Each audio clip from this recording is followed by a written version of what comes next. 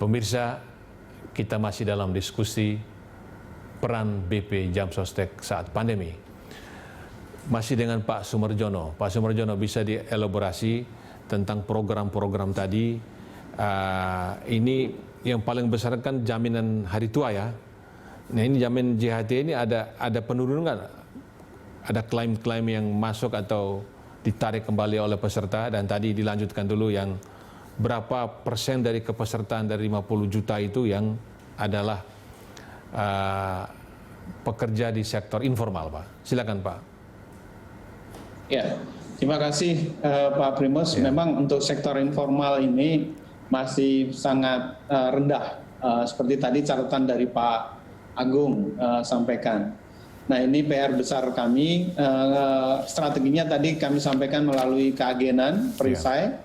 Terus yang berikutnya sebenarnya kami juga punya namanya, jadi kita mengetuk juga hati para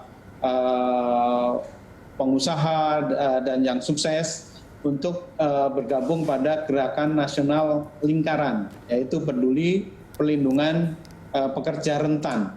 Nah, ini mereka bisa mendaftarkan, memberikan perlindungan, membayarkan iurannya untuk para pekerja rentan, yang sebenarnya nantinya diharapkan para pekerja miskin dan tidak mampu ini juga bisa di-cover melalui penerima bantuan iuran, program penerima bantuan iuran. Yeah. Nah, berapa sekarang ininya? Mungkin kalau dari sisi total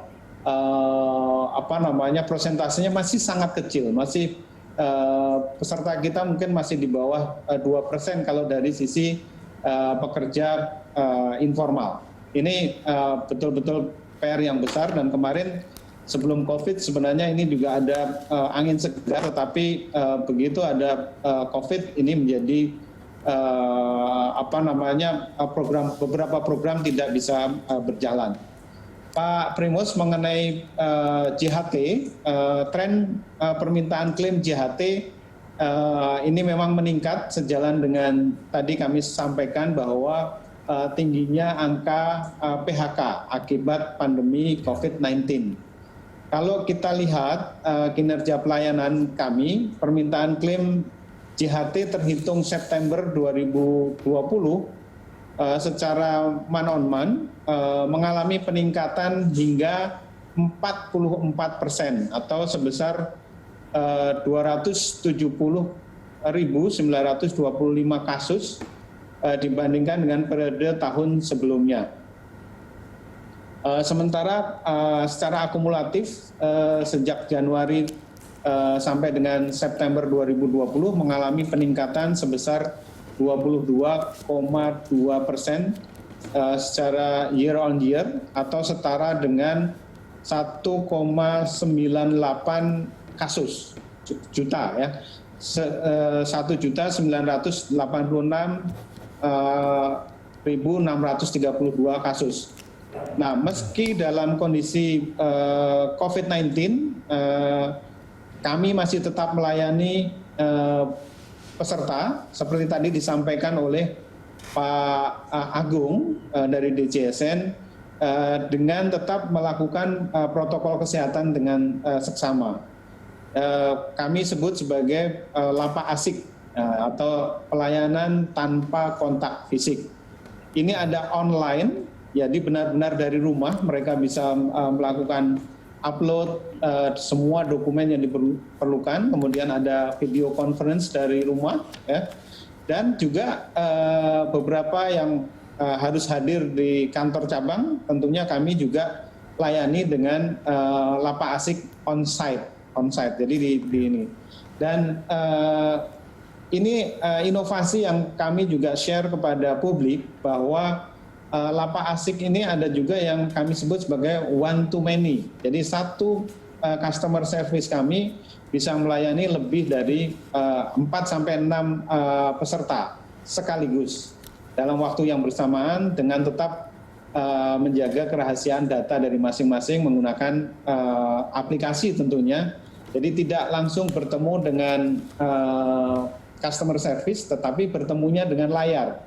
Nah ini beberapa kementerian juga kemudian mencoba menerapkan ini untuk tetap menjaga kesehatan. Jadi sudah menggunakan digital ya?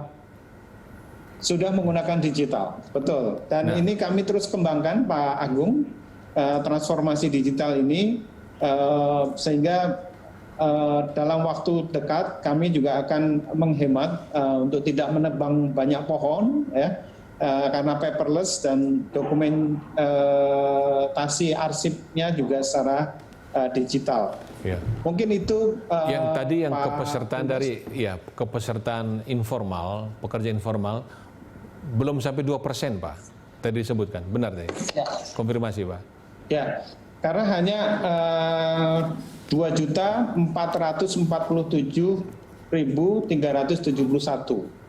Ini capaian kita karena memang PR besar kita adalah bagaimana mereka satu adalah sadar untuk bahwa ini adalah hak mereka dan baik untuk mereka untuk perlindungan mereka, tetapi di sisi yang lain mereka juga banyak yang tidak mampu untuk membayar iuran. Kemudian itu, Pak, program pemerintahan tentang bantuan upah, bantuan subsidi upah yang 5 juta itu bagaimana Jamsostek, BP Jamsostek membantu ini, Pak? Ya, untuk BSU, Pak Primus, ini memang tujuan dari pemerintah sangat mulia. Ini tujuannya adalah melindungi, mempertahankan dan meningkatkan kemampuan ekonomi pekerja ataupun buruh selama masa pandemi COVID-19. Nah, dengan kata lain bahwa pemerintah ini ingin mengembalikan daya beli masyarakat pekerja yang terkena dampak pandemi untuk menggerakkan perekonomian agar Indonesia terhindar dari resesi. Itu yang kami pahami. Dan program BSU ini merupakan satu rangkaian program dari pemulihan ekonomi nasional. Nah, kami posisinya adalah sebagai mitra, di mana BPJS Ketenagakerjaan dan ini kami juga syukuri juga dipercaya oleh pemerintah untuk bisa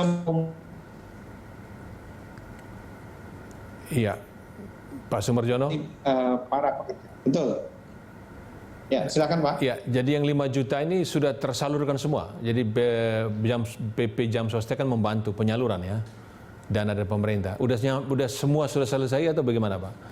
Hanya ini sekian bulan, tugas Pak. Tugas kami adalah mendapatkan data calon para penerima bantuan subsidi upah atau gaji. Nah, setelah itu kami verifikasi dengan verifikasi yang sangat ketat berlapis dengan pihak perbankan, dengan kemudian Permenaker, ya kriteria yang ada di dalam Permenaker. Nah, kami sudah menyampaikan ini yang targetnya adalah 15,7 juta peserta, tetapi yang kami dapat kumpulkan ternyata hanya 14,8 juta peserta.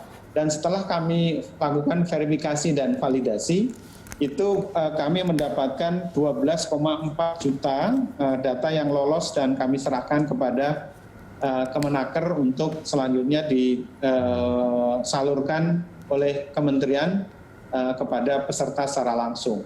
Secara langsung ya. Pak Primus. Jadi BP Jamsostek hanya melakukan klarifikasi. Ya, jadi BP Jamsostek hanya membantu untuk memberi data ya, karena itu menjadi peserta dari program ya. Lakukan klarifikasi. Nah, rekening sudah yang bersih 12 juta ya. Nanti ditransfer langsung ke rekening mereka ya. Itu mulai ditransfer bulan berapa, Pak? Sekarang kita bulan Oktober. Ya, kami menyerahkan tanggal 24 kalau tidak salah 24 September ya. September, Pak. Nah, kemudian seminggu kemudian karena ada waktu untuk kementerian untuk melakukan uji kelengkapan semua dokumen. Maka 4 hari setelah itu ditransfer sebagian tentunya secara bertahap terus dan sekarang sudah mencapai kalau tidak salah 98% kalau tidak salah yang kami dapatkan angka dari Kementerian Tenaga Kerja, karena yang menyalurkan tentunya adalah dari Kementerian, bukan dari BPJS Ketenagakerjaan. Iya, sayang sekali Pak Sumerjono, yang targetnya 15 juta, berarti ada sekitar 3 juta yang nggak ada data ya. Nah, yang masalahnya kalau mereka itu betul-betul membutuhkan, tetapi rekeningnya nggak ada ya, datanya nggak ada, itu sayang juga. Ya.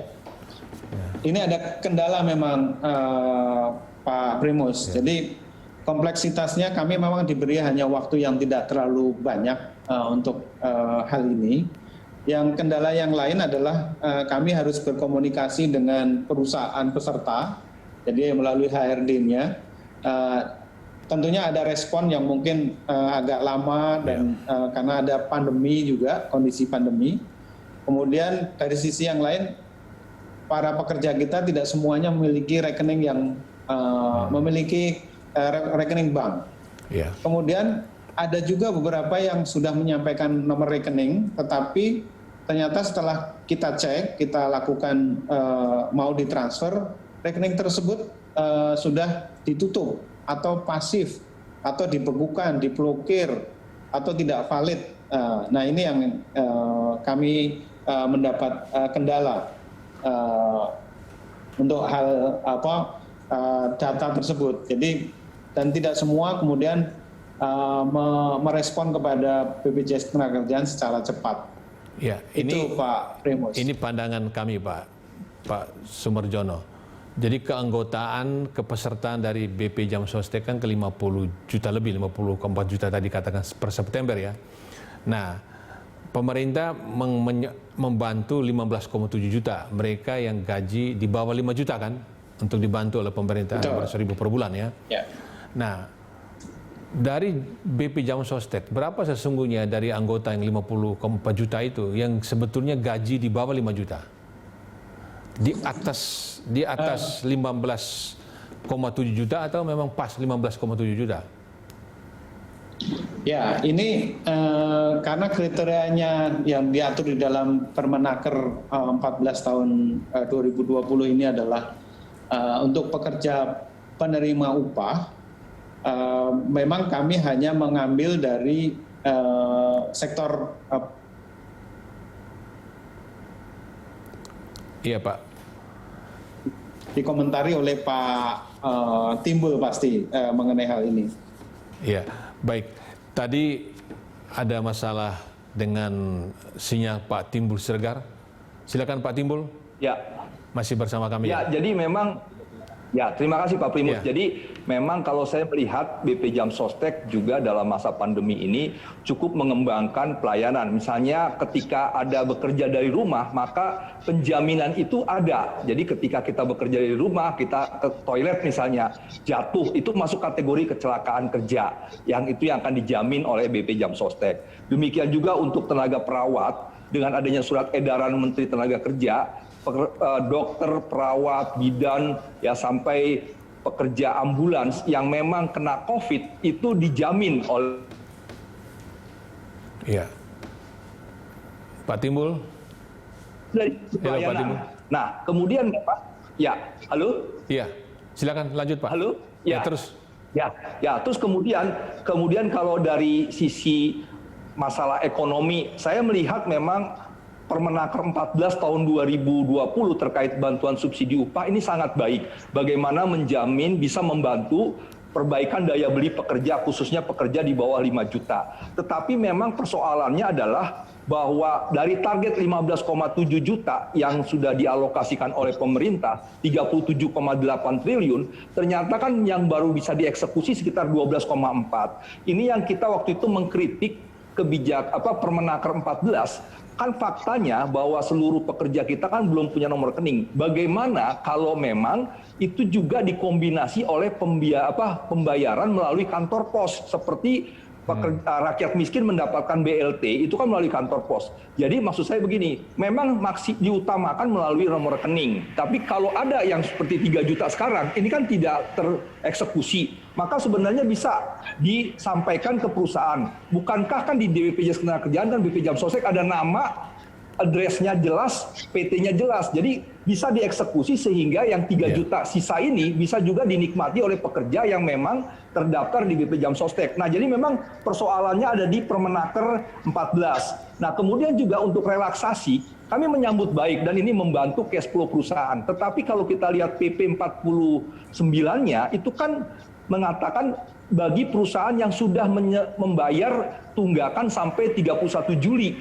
Persoalannya kan adalah banyak perusahaan yang sejak Maret sampai Juli itu menunggak karena cash flow-nya berantakan, tidak mampu lagi. Nah, oleh sebab itu, kalau yang tidak mampu untuk membayar tunggakan sampai 31 Juli, berarti dia tidak dapat. Nah, justru sebenarnya mereka-mereka yang susah, ini kan yang menjadi target dibantu harusnya. Oleh sebab itu, sebenarnya menurut saya, PP 49 itu bagus, tetapi kan harus juga untuk tunggakan, memang harus dibayar. Kasihlah relaksasinya dalam bentuk mencicil, sehingga mereka tetap mendapatkan diskon 99% untuk JKK-JKM, maupun penundaan 99% untuk jaminan pensiun. Maksud saya, tujuannya adalah bagaimana membantu para pengusaha kita yang cash flow-nya susah.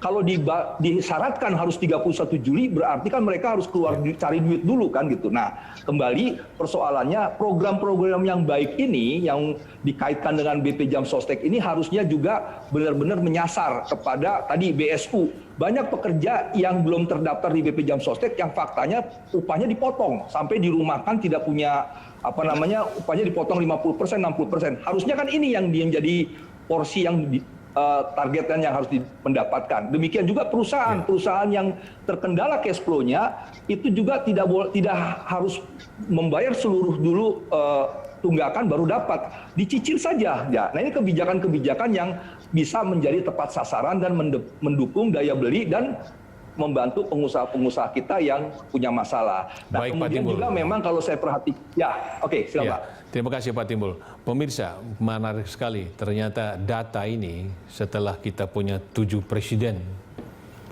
masalah data tetap ada. Dan ketika pemerintah memberi bantuan, ternyata bantuan tidak semua bisa sampai kepada yang membutuhkan karena data. Kami segera kembali setelah jeda berikut.